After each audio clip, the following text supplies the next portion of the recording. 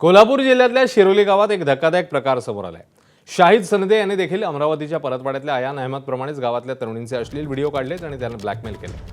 या आरोपावरून शाहिद सनदे याला पोलिसांनी अटक केली। या प्रकरणात त्याला साथ दिल्याच्या आरोपावरून त्याचा मित्र शाहरुख देसाई याला ताब्यात घेण्यात आलं।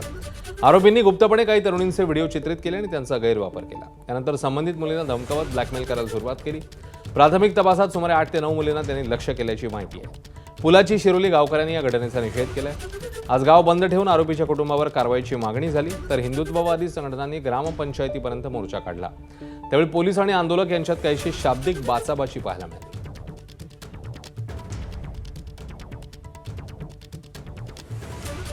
आरोपी शाहिद सनदेच्या वडिलांनी माझा मुलगा शाहिद सनदेला फाशी द्या असं म्हटलं। हात जोडून संपूर्ण गावाची माफी मागणारा हा बाप आपल्या लेकराला फासावर चढवायला तयार आहे, कारण त्याच्या मुलाने गुन्हाच तसा केलाय। 8 मुलींचं लैंगिक शोषण करणाऱ्या आरोपीच्या वडिलांनी गावकऱ्यांची पीडितांची माफी मागितली।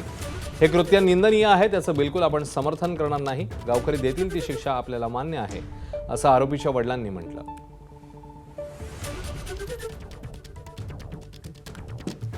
माझ्या मुलांनी जे कृत्य केले आहे ते अतिशय निंदनीय आहे आणि आमचं संदेह कुटुंबीय त्याला कसलाही पाठिंबा देणार नाहीत। आणि आमच्या पोलीस प्रशासनाला कळकळून विनंती आहे की तिने जे न्याय देतील ते आम्हाला मान्य आहे। गावकरी जे शोधले न्याय देतील आम्हाला मान्य आहे। पोलीस प्रशासन कशाचा विचार न करता त्याला फाशी शिक्षा द्यावी ही आमची मागणी आहे। आम्ही शोरली गावातील सर्व हिंदू भगिनी भाऊ आमचे जे आहेत मी त्यांची माफी मागतो आणि जे पीडित तरुण आहेत त्यांची बी माफी मागतो आणि आम्हाला क्षमा करावी आणि आम्ही तुम्हाला काय मदत लागेल ते आम्ही त्याला करू आणि आमच्या मुलाला जी शिक्षा होईल ते आम्हाला मान्य आहे। आरोपी शाहिद सनदे याच्यावर आणखी एक गुन्हा दाखल होणार आहे। 2022 मध्ये शाहिदने आणखी एका महिलेवर अत्याचार केल्याची तक्रार दाखल झाली आहे। त्याचा मित्र शाहरुख देसाई याच्या विरोधात देखील 2 महिलांनी तक्रारी केल्या आहेत। तक्रारीची शहानिशा करून शाहरुख देसाई याच्यावर देखील गुन्हा दाखल होण्याची शक्यता आहे।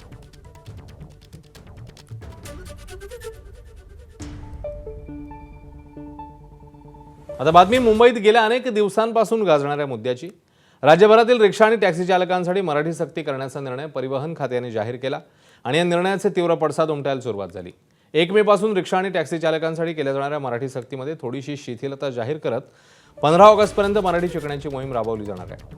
15 ऑगस्टपर्यंत मराठी शिकण्याची मुभा देण्याची घोषणा परिवहन मंत्र्यांनी केली, तर 1 मे पासून मराठीच्या मुद्द्यावरून रद्द केल्या जाणाऱ्या परवान्याच्या निर्णयालाही मुदतवाढ देण्यात आली आहे। परवाना रद्द करण्याच्या निर्णयाला देखील 15 ऑगस्टपर्यंत मुदतवाढ असेल, त्यामुळे सध्या बेकायदेशीररित्या प्रवाशांना त्रास देणं, ज्या 20 नियमावलीत त्यांचं उल्लंघन केल्यास परवाना रद्द होणार असल्याचं परिवहन खात्याने स्पष्ट केलं।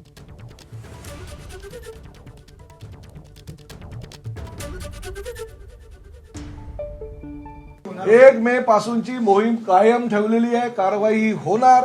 फक्त मराठीसाठी त्यांना 15 ऑगस्ट पर्यंतची मुदत दिलेली आणि ती आम्ही शिकू, परंतु आमची 1 मे पासूनची जी कारवाई आहे ती राहणार। आम्हाला कळलं तर पाहिजे की किती हिंदी भाषिकांना, कारण कोणी सांगतं 15 लाख, कोणी सांगतं 10 लाख, कोणी सांगतं 5 लाख। अरे किती हिंदी भाषिक रिक्षा चालक आहे हे आमच्याकडे डाटा तर आला पाहिजे आमच्या 59 RTOच्या माध्यमातून। आणि सगळ्यांना आम्ही सांगितलं 16 ऑगस्टला तो अहवाल आमच्या पुढे येणार। गायकवाड साहेब त्याचे प्रमुख म्हणून आम्ही इंचार्ज नेमलेले आहे। त्यांच्याकडे अहवाल आल्यानंतर आम्ही तेव्हा तपासणी करणार की आता बाबा किती लोक हिंदी भाषिक मराठी शिकलेले आहेत, किती शिकलेले नाही, आणि त्यावेळेस आम्ही तो निर्णय घेऊ। आमची जी मोहीम आहे ती आम्ही चालू ठेवणार आहोत आणि राज्यामध्ये ज्या ज्या ठिकाणी चुकीच्या पद्धतीने काही रिक्षा चालत असतील, चुकीच्या पद्धतीने टॅक्सी चालत असतील, तर बेकायदेशीररित्या जर काही ते प्रवाशांना त्रास देत असतील किंवा बेकायदेशीररित्या नियमाचं उल्लंघन करत असतील, कारण 20 नियमावली आहे की 20 साधारणतः आमच्या कायद्यामध्ये तरतुदी आहे की त्या 20 कायद्याचं त्यांनी उल्लंघन केलं तर आम्ही त्यांचं लायसन्स सुद्धा रद्द करू शकतो, बॅच सुद्धा रद्द करू शकतो किंवा परमिट सुद्धा रद्द करू शकतो। तर 1 मे पासून परिवहन विभाग जर ऑटो रिक्षा चालकांवर कारवाई करणार नसेल तर मनसे कारवाई करेल असा इशारा मनसे वाहतूक सेनेचे अध्यक्ष संजय देसाईंनी दिलाय। माझं म्हणणं आहे की मी स्वतःहून चालू करतोय, जर मराठी बोलला नाही तर तो मराठी बोलत नाही, म्हणून महाराष्ट्रातल्या सगळ्यांनी आपल्या व्हॉट्सअपवरती, आपल्या सोशल मीडियावरती हा माणूस माझ्यावर मराठी बोलत नाही ह्याचे सगळे पुरावे व्हॉट्सअपच्या माध्यमातून आमच्यापर्यंत पोचवा।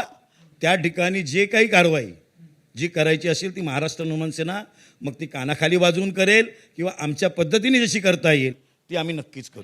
1 मे पासून हे मनसेने कर 1 मे पासून, कारण आम्हाला महाराष्ट्राचा अभिमान आहे, आम्ही महाराष्ट्रातले मराठी आहोत, आम्हाला शिकवण्याची काही गरज जे नाही. रिक्षा चालक 1 मे पासून मराठी बोलणार नाही त्याच्यावर मनसेने आम्ही कारवाई करू, नक्कीच करू.